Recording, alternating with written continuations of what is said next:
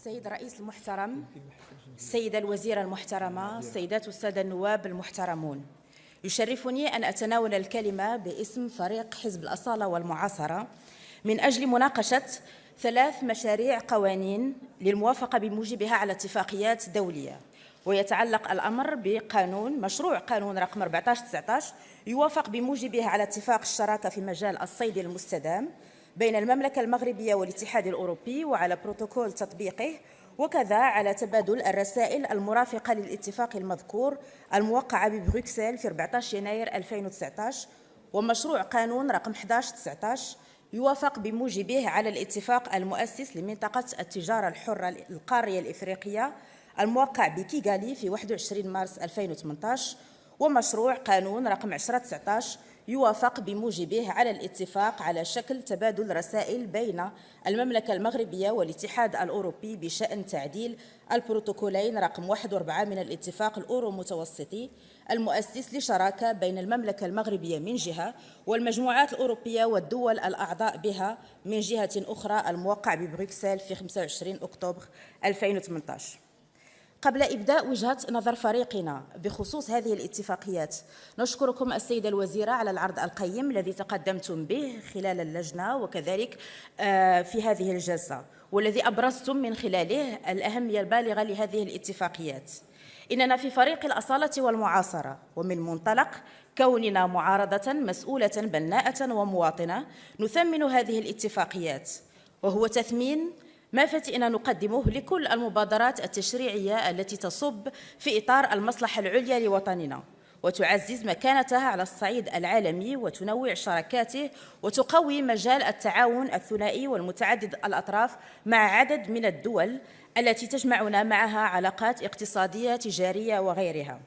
نتفاعل إيجاباً مع الاتفاقيات المعروضة على أنظارنا اليوم، وهذا نابع من تقديرنا للجهود التي تبذلها كل الأطراف المعنية التي ساهمت وسهرت على إنتاج هذه الاتفاقيات وإخراجها إلى الوجود على أحسن وجه، وكذا اقتناعاً وإيماناً منا بأنها تصب في خدمة المصلحة العليا للوطن. نستهل مناقشتنا لمشاريع القوانين مشاريع الاتفاقيات الدولية بالحديث عن مشروع قانون رقم 1419 والمتعلق باتفاق الشراكة في مجال الصيد المستدام بين المملكة المغربية والاتحاد الأوروبي وبروتوكول تطبيقه، والذي تم التصويت عليه من الجانب الأوروبي أي في البرلمان الأوروبي بتصويت 415 نائب أوروبي أي بأغلبية ساحقة، وذلك يوم 12 فبراير 2019 بستراسبورغ. وفي هذا إجابة واضحة للأسئلة التي أشارت إليها المحكمة الأوروبية. واليوم نستكمل المسطرة التشريعية عن الجانب المغربي داخل البرلمان المغربي كنائبات ونواب للأمة ممثلين لكافة التراب المغربي، وذلك بعد دراسة ومناقشة داخل اللجنة الخارجية. ولا يفوتنا قبل هذا في هذه الفرصة دون أن نثمن الجهود المبذولة في هذا الطرف من طرف الدبلوماسية الوطنية بكل روافدها الرسمية والبرلمانية والشعبية. وفيما يتعلق بالدبلوماسية البرلمانية أخص بالذكر اللجنة البرلمانية المشتركة بين البرلمان المغربي والبرلمان الأوروبي، والتي تجندت برئيسها وبكل أعضائها في إطار ممارسة برلمانية استباقية يقظة ومبدعة على تأطير ومواكبة مختلف مراحل مسلسل التصويت على اتفاقية الصيد البحري في أروقة الاتحاد الأوروبي، كما عملت في إطار تنسيق قوي ومهم جدا مع مختلف القطاعات الوزارية المعنية وخصوصا وزارة الشؤون الخارجية والتعاون الدولي، وذلك رغم كل محاولات التشويش التي عرفها هذا المسلسل من طرف خصوم الوحدة الترابية لبلادنا في محاولة فاشلة للتأثير على مسار الشراكة الاستراتيجية والتاريخية القائمة بين المغرب والاتحاد الأوروبي. لقد حاول أعداء وحدتنا الترابية بكل الطرق منع مصادقة البرلمان الأوروبي على اتفاق الصيد البحري، حاولوا الترويج لمغالطات، حاولوا الترويج لأوهام وأكاذيب مردود عليها بالحجة والدليل والبرهان. المجتمع الدولي شاهد اليوم على التزامات المملكة المغربية بتنمية أقاليمنا الجنوبية، دينامية تنموية جادة تشهدها هذه الأقاليم وتستفيد منها بشكل مباشر ساكنة المنطقة. استكمال مسطرة التصويت على اتفاقية الصيد البحري بتصويت البرلمانين الأوروبي والمغربي رسالة قوية إلى المنتظم الدولي في وجه هؤلاء الخصوم، فهو انتصار سياسي للشرعية واعتراف واضح بسيادة المغرب على أقاليمه الجنوبية. المغرب الذي يعمل بقيادة جلالة الملك محمد السادس نصره الله وأيده بجد وفق استراتيجية واضحة المعالم محسوبة نتائج وطموحة الرؤية. وهنا لا يسعنا أيضا سوى أن نعرب عن أسفنا الشديد تجاه مناورات المتكررة لأعداء وحدتنا الترابية غير المبنية لا على أسس ولا على معطيات حقيقية تحمل جديدا أو تقدم إضاءات أو إضافات في الموضوع، وإنما هي مناورات كلها منيت بالفشل الذريع. بكل ثقة يخطو المغرب خطواته نحو حل سياسي دائم ومستدام لهذا النزاع المفتعل في إطار احترام سيادة المملكة المغربية وفي تصد للأطروحات الانفصالية المرفوضة والواضحة للغالبية الساحقة من الدول، كما نهنئ أنفسنا بسحب الاعتراف بجمهورية الوهم مؤخراً من طرف السلفادور والبربادوس والتحاقهما بالدول الداعمة للمقترح المغربي لحل النزاع المفتعل حول أقاليمنا الجنوبية. توفر اتفاقية الصيد البحري عائدات مالية بمتوسط سنوي من 40 إلى 52.2 مليون أورو سنويا لمدة 4 سنوات. نلفت انتباهكم سيدة الوزيرة إلى ضرورة تتبع ومراقبة تطبيق هذه الاتفاقية بشكل يحافظ على استدامة الموارد البحرية وحماية البيئة البحرية.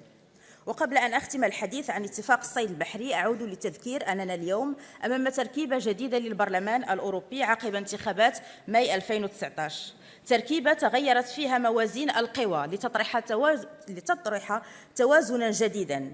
هذه التركيبة تستوجب منا بلورة استراتيجية جديدة على مدى 5 سنوات المقبلة، استراتيجية دائما استباقية هادفة واستشرافية. نلتقي الآن للحديث عن مشروع قانون رقم 1119 والذي يوافق بموجبه على الاتفاق المؤسس لمنطقة التجارة الحرة الإفريقية الموقع بكيغالي في 21 مارس 2018. ويذكر أن المغرب كان من الدول السباقة الداعية إلى إرساء هذا الإطار الاقتصادي. لا يخفى على أحد أن إفريقيا اليوم هي محور أولوي للسياسة الخارجية للمملكة، ولطالما دعا صاحب الجلالة الملك محمد السادس نصره الله إلى تنمية ذاتية لإفريقيا ذات بعد إنساني ترتكز على التعبئة الجماعية للبلدان الإفريقية لإرساء ريادة إفريقيا على المستوى الدولي. وقد قام صاحب الجلالة في هذا التوجه بزيارات للعديد من البلدان الإفريقية لتعزيز العلاقات ولدعم التعاون جنوب، وتوجت بتوقيع أكثر من 1000 اتفاقية تعاون في مجالات متنوعة ومتعددة. المصادقة على هذا مشروع القانون هو تتويج لتوجه واضح للسياسة الخارجية للمغرب، والتي أرست دعائم التعاون جنوب المتين والمثمر والهادفة إلى تحقيق إقلاع شامل بالقارة الإفريقية والسعي نحو تحقيق ازدهار شعوب القارة عن طريق تعزيز العلاقات التاريخية بين المغرب ومجاله الإفريقي. الاتفاق المؤسس لمنطقة التجارة الحرة الإفريقية القارية يعد انتصاراً ساحقاً لبلادنا ضد خصوم وحدتنا الترابية، حيث شنوا حرباً شرسة من أجل التشويش على هذه الاتفاقية، إلا أنهم لم يفلحوا في تحقيق ما كانوا يطمحون إليه، لأننا نملك الشرعية ولدينا قضية عادلة نؤمن بها. بالمصادقة على هذا الاتفاق يتضح بالملموس أمام المنتظم الإفريقي أن الحرب التي تخوضها جبهة البوليزاريو الوهمية على الثروات بالصحراء المغربية فاقدة لأي قدرة على التأثير. التوقيع على هذا الاتفاق هو خطوة مهمة نحو السوق المشتركة الإفريقية، حيث الاتجاه إلى تحقيق التكامل الاقتصادي الإفريقي والمصلحة المشتركة لكافة الدول الإفريقية.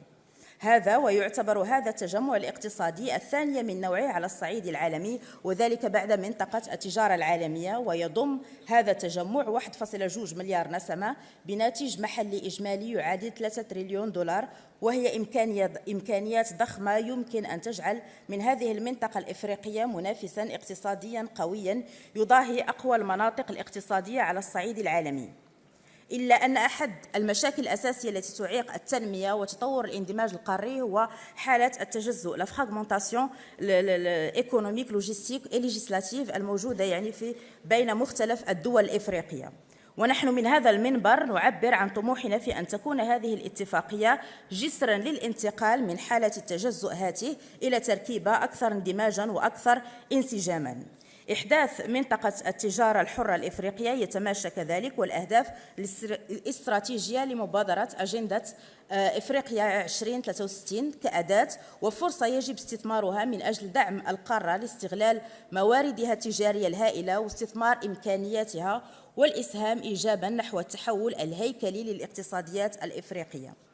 للمغرب إرادة واضحة ومؤكدة للمساهمة في بناء اقتصاد إفريقي قوي ووعياً منه بالدور المحوري والجوهري الذي تلعبه الشبكة اللوجستيكية في التنمية الاقتصادية. خصص غلاف مالي قدره 77 مليار درهم لدعم البنية اللوجستيكية عبر إنشاء معبر لوجستيكي اقتصادي ما بين البحر الأبيض المتوسط وغرب إفريقيا لجعل أسواق داكار أبيجان ولاغوس مفتوحة انطلاقا من ميناء طنجة المتوسطي والذي يعتبر اليوم أكبر ميناء في إفريقيا. من ضمن ما تنص عليه هذه الاتفاقية حذف نسبة مهمة من الرسوم الجمركية على مدة تتراوح ما بين 5 و15 سنة. وهنا نثير انتباهكم إلى أثر هذا الإجراء بخصوص المداخيل الجمركية على توازنات المالية العمومية. يهمنا الاطلاع على دراسة الأثر المنجزة ومعرفة خلاصاتها فيما يتعلق بهذا الجانب. تنص الاتفاقية كذلك على حرية في مراحل أخرى من التنفيذ على حرية تنقل الأفراد وهو ما يحيلنا بشكل مباشر على ملف الهجرة بحيث دائما في إطار استراتيجية استباقية واستشرافية يهمنا أيضا معرفة دراسة الأثر لهذا الإجراء على يعني وضع الهجرة وعلى اندماج يعني المهاجرين واللاجئين القادمين من دول جنوب الصحراء في المغرب. وللمغرب يعني تجربة رائدة في هذا المجال بتنسيق مع مختلف القطاعات والمؤسسات العمومية المعنية بقضايا الهجرة من أجل تدبير تدفق المهاجرين ومحاربة الاتجار في البشر وتسهيل الولوج إلى النظام الصحي والتربية والتكوين والسكن وإلى مناصب الشغل وغيرها.